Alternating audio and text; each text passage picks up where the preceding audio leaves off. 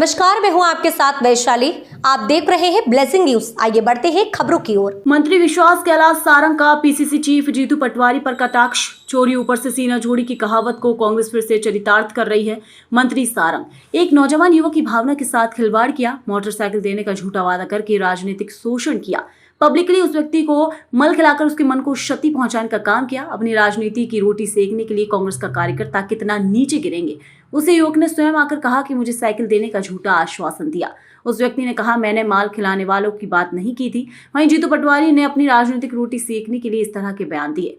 जीतू पटवारी ने सार्वजनिक रूप से स्पीकर फोन पर कलेक्टर से बात करते हुए नौकरशाही का भी अपमान किया। संविधान के तहत पर यदि आप पर एफआईआर हुई तो ये राजनीतिक नौटंकी क्यों?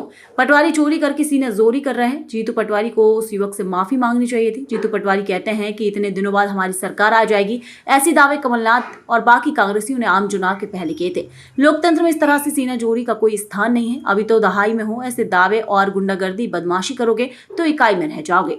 मंत्री सारंग, मुझे आश्चर्य है फिर कांग्रेस वही कहावत को चरितार्थ कर रही है कि चोरी और ऊपर से सीना जोरी। आपने एक नौजवान युवक की भावनाओं के साथ खिलवाड़ किया, उसे मोटरसाइकिल देने का झूठा आश्वासन देकर उसका राजनीतिक शोषण करते हुए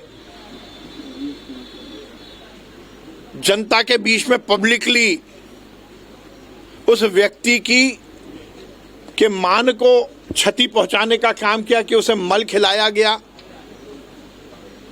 अपनी राजनीतिक रोटी सेकने के लिए कांग्रेस के कार्यकर्ता कितना नीचे गिरेंगे।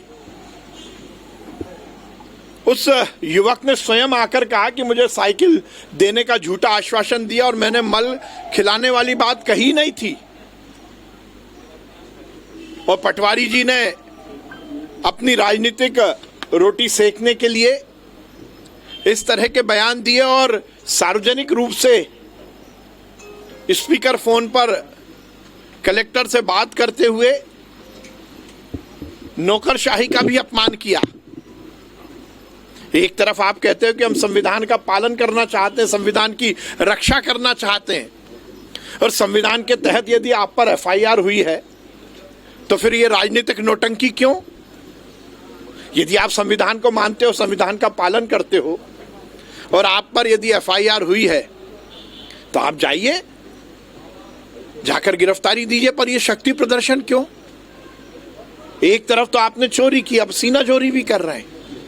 यदि आपको प्रदर्शन करना ही था तो उस युवक के सामने जाकर सार्वजनिक रूप से उस नौजवान से माफी मांगते कि हमने अपनी राजनीतिक रोटी सेकने के लिए आपके मान का हनन किया, ना कि अपनी सीना जोरी दिखाने के लिए इस तरह से राजनीतिक प्रदर्शन करते।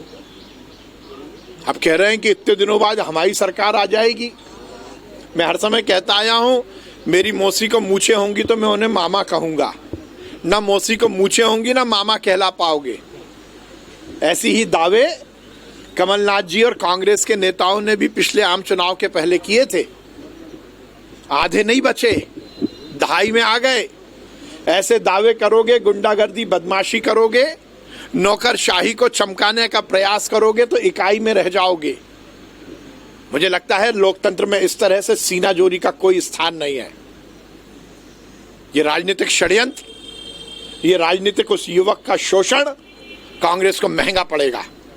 सही मायने में वो यदि संविधान का पालन करना चाहते हैं तो जाएं और खामोशी के साथ यदि उन पर कोई कार्रवाई हुई है तो उस पर जमानत ले। इस तरह से नाटक नौटंकी करने से कोई फायदा नहीं होगा। फिलहाल के लिए इस खबर में इतना ही। आप बने रहे ब्लेसिंग न्यूज के साथ। नमस्कार।